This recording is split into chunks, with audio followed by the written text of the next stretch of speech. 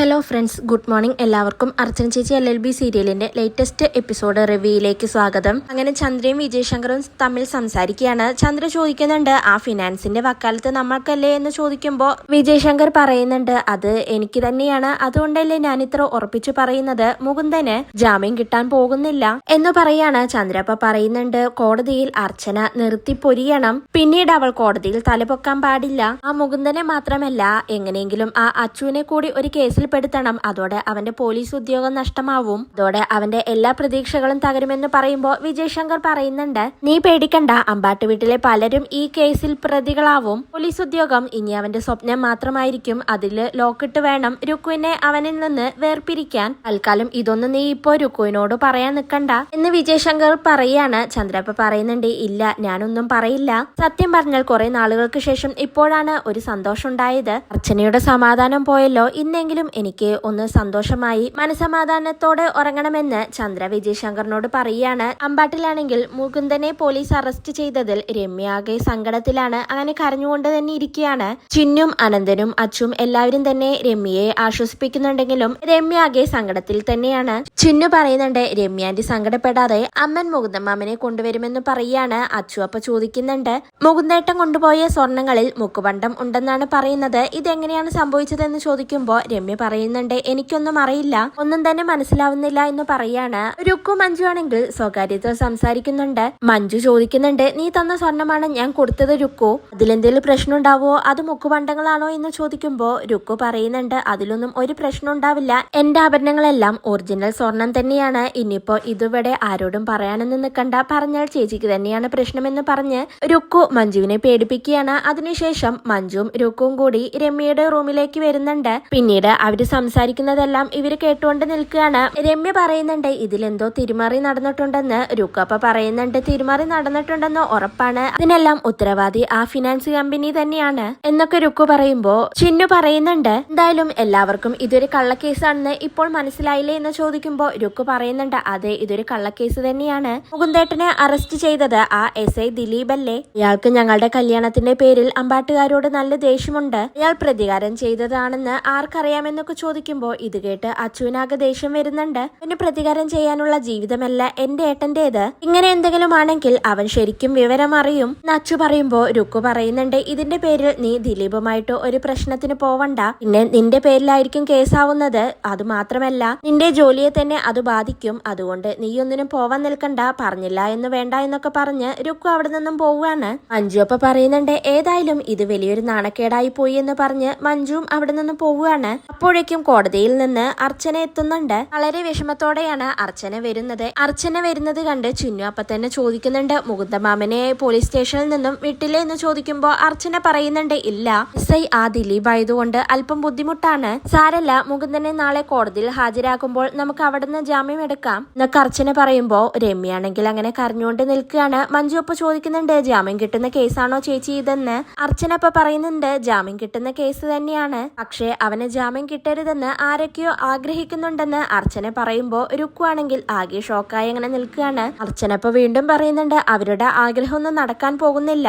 രമ്യ, നീ കൊടുത്തയച്ച സ്വർണത്തിൽ മുക്കുപണ്ടം ഇല്ലെന്ന് നിനക്ക് ഉറപ്പുണ്ടോ എന്ന് ചോദിക്കുമ്പോ രമ്യ പറയുന്നുണ്ട്, അത് പിന്നെ എന്ന് പറഞ്ഞ് മഞ്ജു കൊടുത്ത സ്വർണത്തിന്റെ കാര്യം പറയാനായി നിൽക്കുമ്പോ മഞ്ജു ഇടയിൽ കയറി പറയുന്നുണ്ട്, അതെന്ത് ചോദ്യ ചേച്ചി, എല്ലാം 22 ക്യാരറ്റ് സ്വർണമാണ് കൊടുത്തത് അല്ല രമ്യ എന്ന് ചോദിക്കുമ്പോ രമ്യ പറയുന്നുണ്ട്, അതെ ചേച്ചി, അതില് മുക്കുപണ്ടൊന്നുമില്ല എന്ന് പറയാണ്. രുക്കപ്പ പറയുന്നുണ്ട്, ഇതാ ഫിനാൻസ് കമ്പനി ചെയ്ത പണിയായിരിക്കും, ഇപ്പൊ പല ഫിനാൻസിലും ഇങ്ങനെയൊക്കെ നടക്കുന്നുണ്ടല്ലോ എന്ന് ചോദിക്കുകയാണ്. അനന്തനപ്പ ചോദിക്കുന്നുണ്ട്, ശരിക്കും അതിൽ മുക്കുപണ്ടം ഉണ്ടായിരുന്നോ അതോ വെറും ആരോപണമാണോ എന്ന് ചോദിക്കുമ്പോ അർച്ചന പറയുന്നുണ്ട്, തൊണ്ടി മുതലായി ആ മുക്കുപണ്ടങ്ങളെല്ലാം പോലീസിന്റെ കയ്യിലുണ്ട്, അതാണ് എതിർഭാഗത്തിന്റെ ബലം. ആ മുക്കുപണ്ടം എങ്ങനെ മുകുന്ദൻ പണയം വെച്ച ആഭരണങ്ങൾക്ക് ഇടയിൽ വന്നു എന്ന് അറിയണം, അത് തെളിയിച്ചാൽ മാത്രമാണ് മുകുന്ദനെ ഈ കേസിൽ നിന്ന് നമുക്ക് രക്ഷപ്പെടുത്താൻ കഴിയൂ. രമ്യ, നീ എന്തായാലും വിഷമിക്കണ്ട, നമുക്ക് നാളെ മുകുന്ദനെ ജാമ്യം എടുക്കാമെന്ന് പറഞ്ഞ് അർച്ചന അവിടെ നിന്നും പോവുകയാണ്. അർച്ചനയുടെ കൂടെ തന്നെ ചിന്നുവും പോകുന്നുണ്ട്. രമ്യയും സങ്കടപ്പെട്ടുകൊണ്ട് അകത്തേക്ക് പോവുകയാണ്. മഞ്ജു ആണെങ്കിൽ രുക്കുവിനെ വിളിച്ചുകൊണ്ട് മാറ്റി നിർത്തി സംസാരിക്കുന്നുണ്ട്.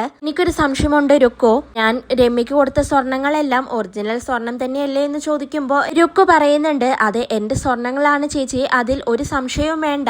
ഇനിയിപ്പോ രമ്യേച്ചിയുടെ സ്വർണത്തിൽ മുക്കുപണ്ടമുണ്ടോ എന്ന് ആർക്കറിയാം എന്നൊക്കെ രുക്കു പറയുമ്പോ മഞ്ജു സമാധാന സമാധാനപ്പെടുന്നുണ്ട്. ആകെയുള്ള ആശ്വാസം എനിക്ക് അതാണെന്ന് പറയാണ്. വിജയ് ശങ്കർ ആണെങ്കിൽ റൂമിലിരുന്നു കൊണ്ട് നാളത്തെ കേസിനുള്ള ഫയലുകൾ റെഡിയാക്കിക്കൊണ്ടിരിക്കുകയാണ്. ചന്ദ്രയാണെങ്കിൽ ഓരോന്നാലോചിച്ച് അങ്ങനെ സന്തോഷത്തോടെ ഇരിക്കുന്നുണ്ട്. വിജയ് ശങ്കർ അപ്പൊ ഫോണിൽ ആരെയോ വിളിച്ചുകൊണ്ട് പറയുന്നുണ്ട്, നാളെ 11 മണിക്കാണ് മുകുന്ദന്റെ കേസ് എടുക്കുന്നത്. മുക്കുപണ്ടങ്ങൾ പണയുമായി സ്വീകരിച്ച ആ ജീവനക്കാരിയെ കോടതിയിൽ ഹാജരാക്കണമെന്ന് പറയുകയാണ്. ഇതെല്ലാം കേട്ടുകൊണ്ട് ചന്ദ്ര മനസ്സിൽ അങ്ങനെ ചിന്തിക്കുന്നുണ്ട്. വിജയേട്ടന്റെ ഓരോ ലോ പോയിന്റുകളും അർച്ചനയ്ക്ക് നാളെ ഷോക്കിംഗ് ആയിരിക്കും. അവൾ നാളെ കോടതിയിൽ ഉത്തരം മുട്ടി വെള്ളം കുടിക്കുന്നത് കാണാൻ നല്ല രസമായിരിക്കും എന്നൊക്കെ ചിന്തിച്ചുകൊണ്ട് അങ്ങനെ ചിരിക്കുകയാണ്. വിജയ് ശങ്കർ അപ്പോ ചിരി കണ്ട് എന്താണ് കാര്യമെന്ന് ചോദിക്കുകയാണ്. ചന്ദ്ര അപ്പൊ പറയുന്നുണ്ട്, ഒന്നുമില്ല വിജയേട്ട, നാളത്തെ കാര്യങ്ങൾ ആലോചിച്ച് ഞാൻ ചിരിച്ചു പോയതാണ്. ഞാനൊരു ലോ പോയിന്റ് പറഞ്ഞു തരട്ടെ. ആ മുക്കുപണ്ടങ്ങളുടെ എല്ലാം ഫിംഗർ പ്രിന്റ് എടുക്കണം. അതൊരു തെളിവല്ലേ എന്ന് ചോദിക്കുമ്പോൾ വിജയ് ശങ്കർ പറയുന്നുണ്ട്, അതൊരു തെളിവ് തന്നെയാണ്. പക്ഷേ അതിലെ ഫിംഗർ പ്രിന്റുകൾ പ്രൂവ് ചെയ്താൽ നീയും രുക്കും പെടും. ആ ലോ പോയിന്റ് ആയിരിക്കും അർച്ചന നിങ്ങൾക്കെതിരെ ഉപയോഗിക്കുന്നത് എന്നെല്ലാം വിജയ് ശങ്കർ പറയുമ്പോ ചന്ദ്ര ആകെ പേടിക്കുന്നുണ്ട്. അങ്ങനെയാണോ, എങ്കിൽ അത് വേണ്ട എന്ന് പറയാണ്. വിജയ് ശങ്കർ അപ്പൊ പറയുന്നുണ്ട്, നീ പേടിക്കണ്ട, അമ്പാട്ടിലെ എല്ലാവരും ഇതിലെ പ്രതികളാവും, കൂട്ടുപ്രതികളാക്കും. പോലീസിന്റെ കയ്യിൽ ഈ കേസ് എത്തിക്കഴിഞ്ഞാൽ പിന്നെ നമ്മൾ പേടിക്കേണ്ട ആവശ്യമില്ലെന്ന് പറയാണ്. അർച്ചനയാണെങ്കിൽ രാത്രിയിൽ നാളെ മുകുന്ദന്റെ കേസിനായിട്ടുള്ള ഫയലുകൾ എഴുതിക്കൊണ്ടിരിക്കുകയാണ്. ഒരു ഉറക്കം കഴിഞ്ഞ് എഴുന്നേറ്റ് നിൽക്കുന്ന ചിന്നു അമ്മയെ കാണാതെ ഈ അമ്മ എവിടെ പോയി എന്ന് നോക്കുന്നുണ്ട്. പുറത്തേക്ക് വരുന്ന ചിന്നു അർച്ചന കേസിനായിട്ടുള്ള കാര്യങ്ങൾ എഴുതിക്കൊണ്ടിരിക്കുന്നത് കാണുകയാണ്. ചിന്നു അപ്പൊ മനസ്സിൽ ചിന്തിക്കുന്നുണ്ട്, അമ്മയ്ക്ക് എന്തായാലും ഒരു കോഫി ഇട്ട് കൊടുക്കാമെന്ന് കരുതി അടുക്കളയിൽ പോയി കോഫിയെല്ലാം ഇട്ട് കൊടുന്ന് അർച്ചനയ്ക്ക് കൊടുക്കുകയാണ്.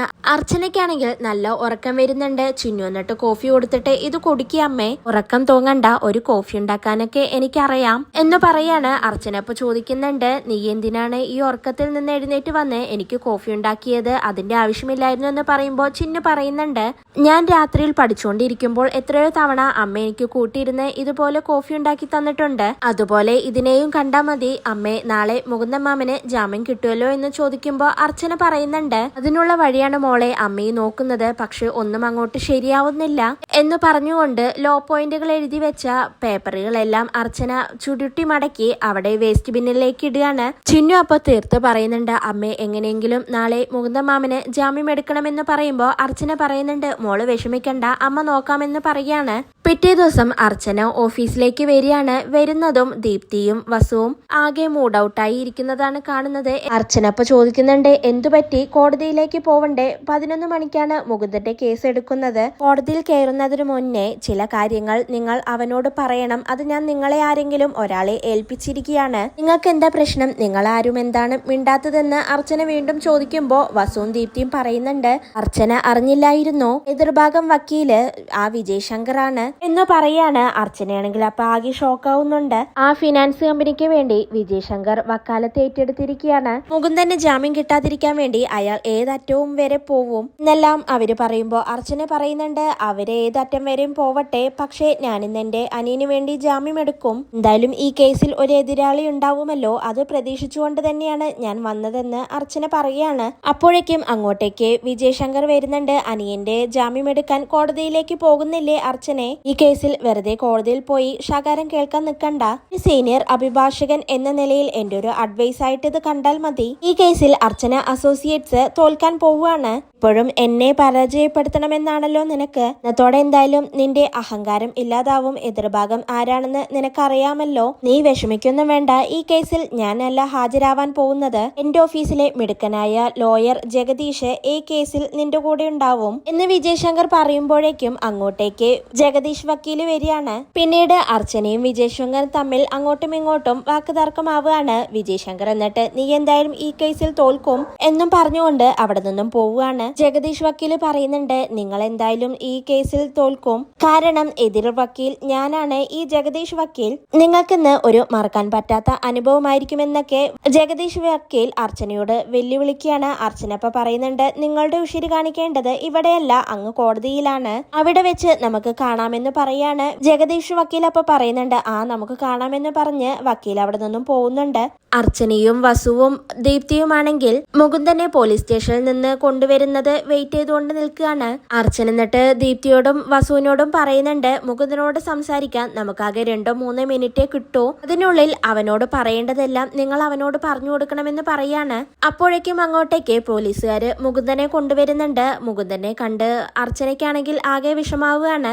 അർച്ചന മുകുന്ദനോട് സംസാരിക്കാൻ നിൽക്കുമ്പോൾ ദിലീപ് സംസാരിക്കാനൊന്നും പറ്റില്ല, നിങ്ങൾ ഞങ്ങളുടെ ജോലിയെ തടസ്സപ്പെടുത്തരുത് എന്നൊക്കെ പറയാണ്. അർച്ചന ഇപ്പൊ പറയുന്നുണ്ട്, നിങ്ങൾക്ക് ഇവൻ പ്രതിയായിരിക്കും, ഞങ്ങൾക്ക് ഇവൻ കക്ഷിയാണ്, ഞങ്ങൾക്ക് ഇവനോട് കുറച്ചു നേരം സംസാരിച്ചേ പറ്റൂ എന്ന് പറയുമ്പോൾ ദിലീപ് പറയുന്നുണ്ട്, അതൊന്നും പറ്റില്ല, ഇവിടെ വെച്ച് പ്രതിയുമായിട്ട് ഒരു കമ്മ്യൂണിക്കേഷനും സാധ്യമല്ല എന്ന് ദിലീപ് പറയുമ്പോൾ അർച്ചനയ്ക്ക് ദേഷ്യം വരികയാണ്. എന്തുകൊണ്ട് പറ്റില്ല? കക്ഷിയെ കോടതിയിൽ ഹാജരാക്കുന്നതിനു മുന്നേ വക്കീലിന് സംസാരിക്കാൻ കഴിഞ്ഞില്ലെങ്കിൽ നിങ്ങൾ കോടതിയിൽ സമാധാനം പറയേണ്ടി വരുമെന്ന് പറയുമ്പോൾ ദിലീപ് പറയുന്നുണ്ട്, നിങ്ങൾ എന്നെ വരട്ടല്ല മേഡം, ഇതെല്ലാം ഞാൻ കുറെ കണ്ടിട്ടുണ്ട്, പ്രതിയോട് സംസാരിക്കാൻ ഞാൻ ആരെയും അനുവദിക്കില്ല എന്ന് പറയുമ്പോൾ ദീപ്തി പറയുന്നുണ്ട്, സംസാരിക്കാൻ അനുവദിക്കുന്നില്ലെങ്കിൽ വേണ്ട, ഞങ്ങൾക്ക് കക്ഷിയോട് സംസാരിക്കണമെന്നില്ല, ഞങ്ങൾക്ക് കക്ഷിയോട് പറയാനുള്ളതെല്ലാം ഒരു പേപ്പറിൽ എഴുതി വെച്ചിട്ടുണ്ട്, വസു അതങ്ങ് മുകുന്ദന് കൊടുക്കുക എന്ന് പറഞ്ഞ് വസു അത് മുകുന്ദന്റെ കയ്യിൽ കൊടുത്ത് പറയുന്നുണ്ട്, ഇതെല്ലാം കൃത്യമായി വായിച്ചു നോക്കണമെന്ന് പറയാണ്. അപ്പോഴേക്കും മുകുന്ദന്റെ കയ്യിൽ നിന്ന് ആ പേപ്പർ തട്ടിപ്പറിച്ച് ദിലീപ് വായിച്ചു നോക്കുന്നുണ്ട്. എന്നിട്ട് ആ പേപ്പർ കീറിക്കളയാണ്. SI ദിലീപിന്റെ ഈ പ്രവൃത്തി കണ്ട് അർച്ചനയ്ക്ക് ആകെ ദേഷ്യം വരുന്നുണ്ട്. ഇതോടെയാണ് ഇന്നത്തെ എപ്പിസോഡ് അവസാനിക്കുന്നത്.